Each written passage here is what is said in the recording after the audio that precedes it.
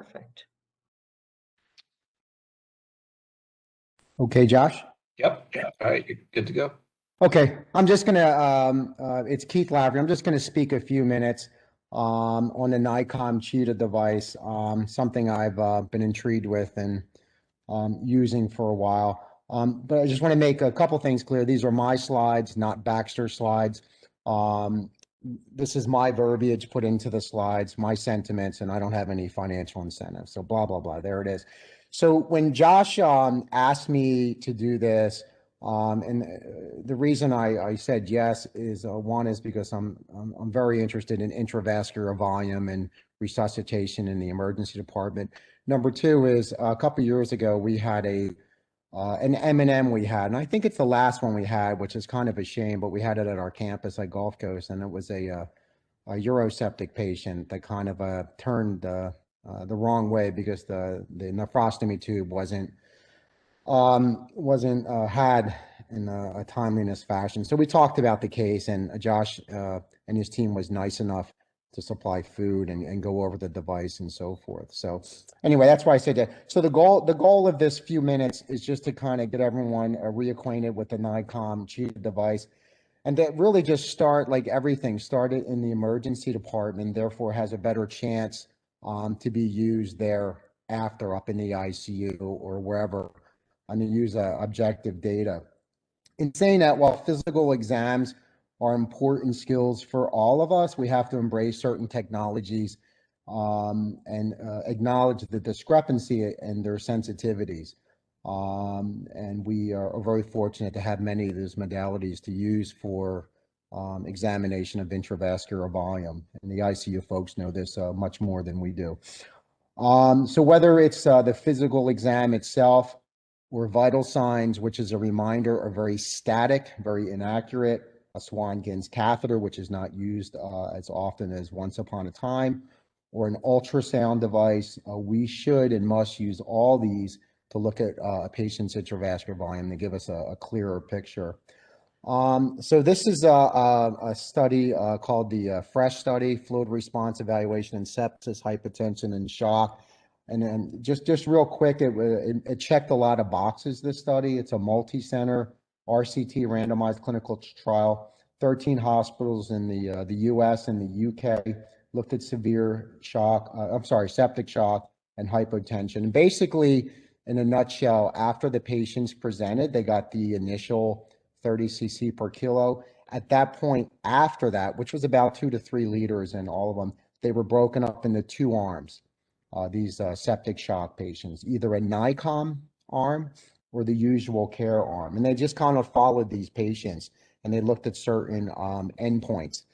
One of the endpoints was fluid balance. There was a negative 1.37 liter fluid balance in a NICOM arm, which is important as we know. There was a decrease in renal replacement therapy of 5% in the NICOM arm compared to 17.5% in the usual care arm. There was a decrease in the amount of patients intubated in the NICOM arm, 17.7% versus 34.1%, and a decrease in ICU length, which did not meet clinical significance, but still was about 3 days. And just as a reminder, increased volume, when a patient has increased positive fluid volume, it causes an increase in central venous pressure, increase in interstitial renal edema, decrease in GFR, which has the obvious negative sequelae in renal function, also increases in lung water, which increases pulmonary shunting, increased days on the ventilator, and blah, blah, blah. One last interesting note on this study was that 58% of these patients, and that's a big number, were deemed to be fluid non-responsive after the initial fluid resuscitation. You can do the next slide. The management of IV fluid has been and will remain an essential component of these critical patients that we see. A definitive literature to support fluid resuscitation at presentation or hours later has been elusive at best, although the literature is starting to build in regards to the potential harms of fluid resuscitation. We've seen a lot of this literature over the last few years. The FRESH study adds to this evidence And the authors, and this is a quote, dynamic measure fluid-guided resuscitation was associated with a lower net fluid balance, reductions in renal and respiratory failure. Next slide. I'm going to speed this up, so just a couple minutes. Next slide. The authors went on to state that a lack of fluid responsiveness adequately identifies a group of patients with sepsis-associated hypertension that should not receive further IV fluids. Let me just kind of skip some of this. Also, as just stated, in accordance with the guidelines, the fresh investigators showed that these patients received an average of 2 to 3 liters of fluid before they went into these arms. And this bioreactance is just one of multiple methods, such again, not to reiterate, as ultrasound and physical exam skills and so forth. And this has been validated with other measures of cardiac output. Next slide. The FRESH study demonstrated that bioreactance technology enables the identification of a patient group unlikely to have a cardiac output increase by increasing the fluid. And identifying these patients that are unlikely to have a benefit of an increase in cardiac output is very important, maybe more so important than even identifying the patients who would benefit. Next slide. This is just kind of going over the endpoints that I just stated. You can see a decreased fluid balance of 1 1/3 liter, reduce of ventilation and so forth. These are relative percentages, so they're kind of cheating statistically. But we talk reduced intubation, renal replacement, and decreased ICU days. Next. Okay, just paraphrasing. Again, approximately 1/2 of the patients with septic shock will experience an increase in cardiac output with a volume challenge, but that means 1/2 of the patients in septic shock will not experience an increase in cardiac output. Next. Okay, you can go ahead and skip this slide in light of time. And you can see here on the left side of this curve, the complications of tissue hypoperfusion or not giving enough fluid in a timely manner, obviously decrease tissue hyperperfusion, hypoxia organ failure. And you can see on the right side, too much fluid of. It's basically tissue edema and then all the sequelae of not oxygenating because of that. Next slide. Okay. And then again, most of these patients in this study, they received 2 to 3 liters of fluid before the initiation. Next slide.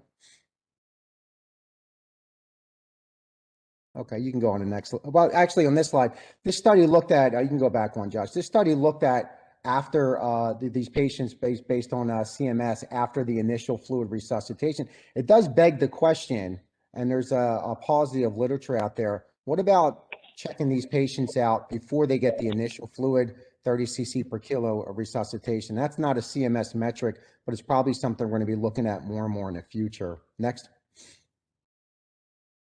Okay. Again, this was a meta-analysis in JAMA. This was 2016, basically showing about 50%, that's 50 of the patients with septic shock after initial fluid resuscitation will be fluid responsive. Next. Okay. You can go to the next slide. Okay, so Josh and his assistant Melissa, they came to the ER, and I only have about 2 more minutes. I'll be finished. Came to the ER, I think a couple of weeks ago, and we were looking for a case. And of course, we have septic shock patients there every day, as the ICU folks know. But of course, they show up, and we don't get one. So we took a GI bleed in a 91-year-old because we were desperate. But I'm not going to go into the case at all. But it was just kind of interesting. If you look here, this is a formula that I know all the ICU and intensivists live with. I do myself, looking at the oxygen delivery, which is really a byproduct or a function of the cardiac output, stroke volume, heart rate, hemoglobin, and very minimal effect of the gaseous PaO2. One thing I want you to know, though, the O2 delivery, if you increase the stroke volume by 10%, so what they use on the NICOM device, if you fluid challenge them and it shows a stroke volume index of greater than 10%, if you give a 500 cc bolus after that, it actually increases the cardiac output by 15%.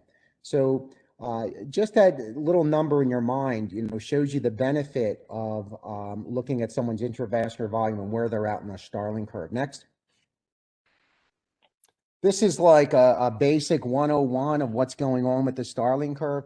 You can see the left lower part, that's the myosin in the blue and the actin in the red. And you can see, if you can think of a ventricle of a heart, like the wall where it's in diastole, and it's about to fill as you go up the curve. And then at the top of the curve, if you have someone with a cardiomyopathy, there's not much to grab onto, so you can't get as much squeeze. And then unfortunately, on the right side of the curve, we get patients with cardiomyopathies or so forth that don't have a good squeeze to begin with. That's really the essence of Starling curve, is when you look where the actin is to the myosin. Next. This is just another, this is showing the Frank Starling, curve with the same actin and myosin. Next slide. You can go to the next one, Josh, just in light of time.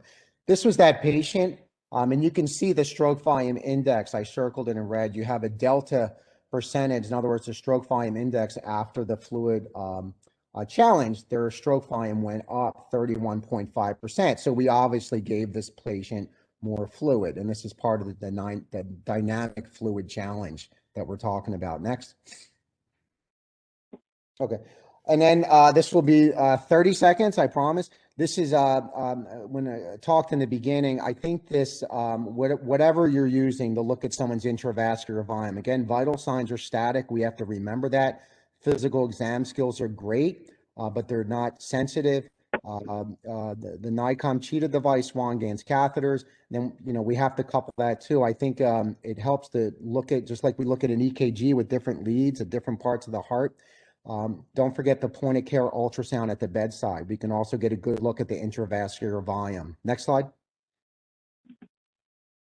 And you can see the correlation between the IVC, and I don't know how many folks are using the ultrasound to take a look at someone's intravascular volume, but it's a powerful device, and it's quick and easy, just like the NICOM. You can see where the IVC side in centimeters in the left lower part, it correlates with the CVP. And then more powerful than that is when you do respiratory phases. So if someone decreases the thoracic pressure by taking a breath in, if that IVC collapses, they're probably intravascular volume depleted, as opposed to if it stays stiff like a pipe. Next slide. And this is just about done. I just showed a picture of this one patient we had, this 91-year-old with a massive GI bleed. I just wanted to show on the left, you can see the end diastole, and then on the right, you can see the systole starting. They have a pretty good squeeze there, and it actually correlated. It was nice to see it correlate with the stroke volume index change. And that's a beautiful thing. When you have two different modalities looking at intravascular volume that are dynamic and they're actually shaking hands, I mean, that's a wonderful world. Next. And can you hit the video to the left, Josh, on the left bottom screen? Wow, it worked. I can't believe it. You can see that on the left ventricle towards the bottom, it's pretty much slapping wall to wall. That ventricle where I'm pointing right there, it's empty. That patient needs more volume, and that validates what's the stroke volume that showed of 19%. Next. I think there's two more slides, everyone. This was just showing they took a sample of the patients in the fresh study, and the ones actually with negative change in their stroke volume, a significant amount of them had cardiomyopathies, cardiac dysfunction. It's just something to think about. I think when these patients get to the ICU or even in the floor, if they have a negative response, they probably should get an echo to look at if they have cardiac dysfunction. Next. And this is it. This is besides the heart itself and looking at the left ventricle and the percent squeeze, this is looking at the inferior vena cava. And then the picture to the left, you can see that patient's taking, it's a sniff test where they're taking a breath in. And you can see with a negative thoracic pressure, that inferior vena cava, you can tell that CVP is very near zero. It collapses, as opposed to the picture of the right where it didn't collapse at all. Next. And this, you can hit the video. So this patient, if they're hypotensive, giving them more fluid is not going to help. And you can see that IVC is not changing at all with respirations. It's a pipe. So this patient's going to need pressors. Giving this patient more fluid is going to cause more edema in the interstitium of the lung tissue, as well as the renal, maybe even the brain. So I'm going to pass this over to Josh now.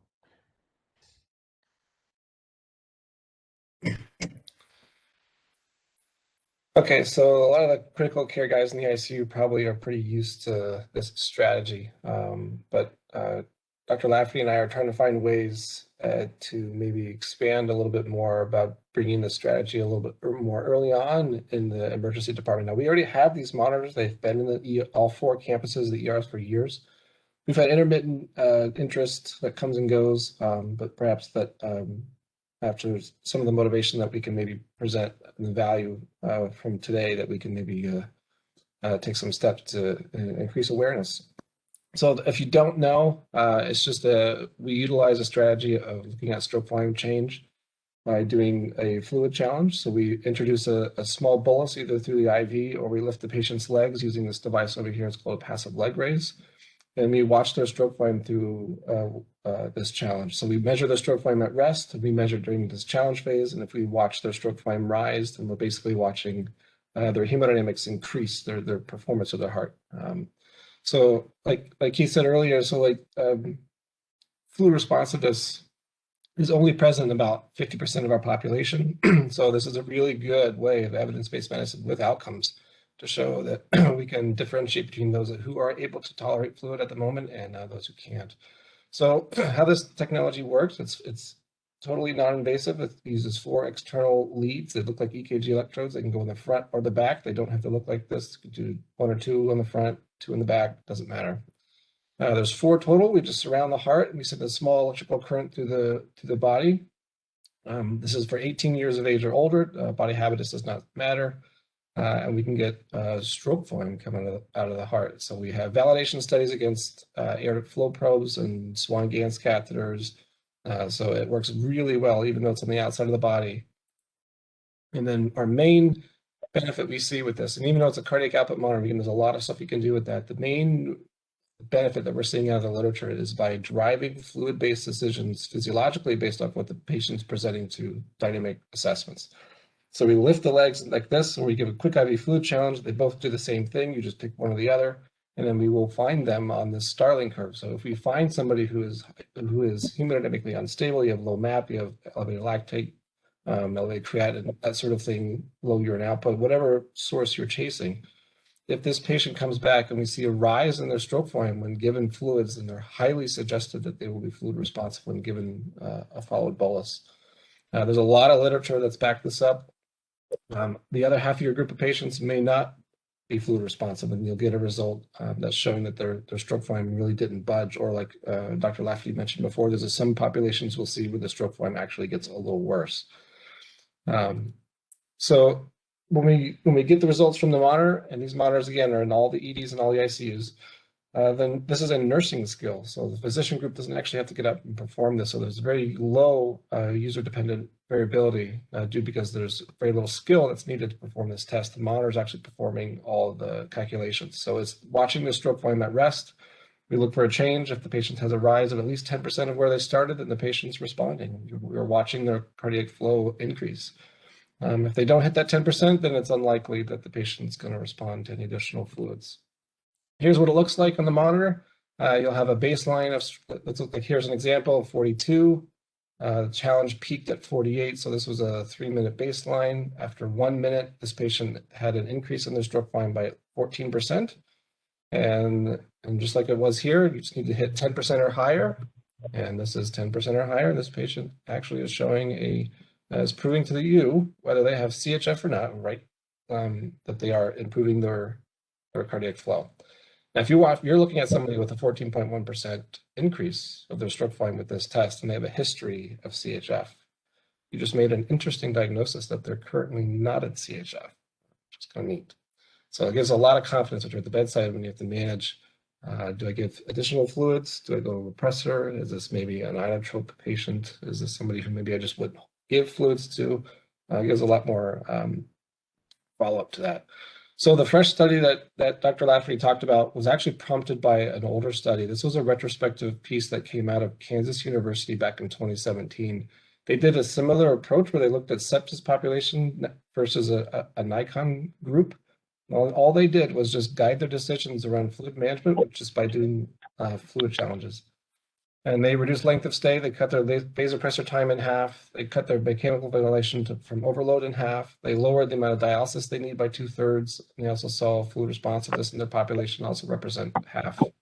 So this study was not proof, but it's a really strong signal, and that's what prompted FRESH to be done, which was finalized last year, which is really exciting. So again, there's a lot of training that we can come. Melissa and I come on campus quite a bit through all 4 campuses in the ICU and the ED room, and we're trying to increase more of the education and awareness surrounding this strategy, because again, these monitors are and the equipment's already in the ER and ICU. So again, there's just a 3-minute baseline at challenge phase, and the nurses will give a small bolus. I think this is primarily most of the ICUs utilize, but there's also a PLR, which actually is a little quicker. And it doesn't require an IV. It's not invasive, and the nurses can perform this test on their own. So, so basically, what Dr. Lafferty and I came here today was to maybe prompt a little bit of discussion around the topic of how to utilize this more into the ED. One of your physicians, I won't say who, but it was somebody at Lee that really made a point to tell me that the ED sets the pace for the patient's care when they arrive at their hospital. So I think it's a really good chance for the guys in the ED to really step up and show some cool skills. So that's pretty much all I had. Thank you, Josh.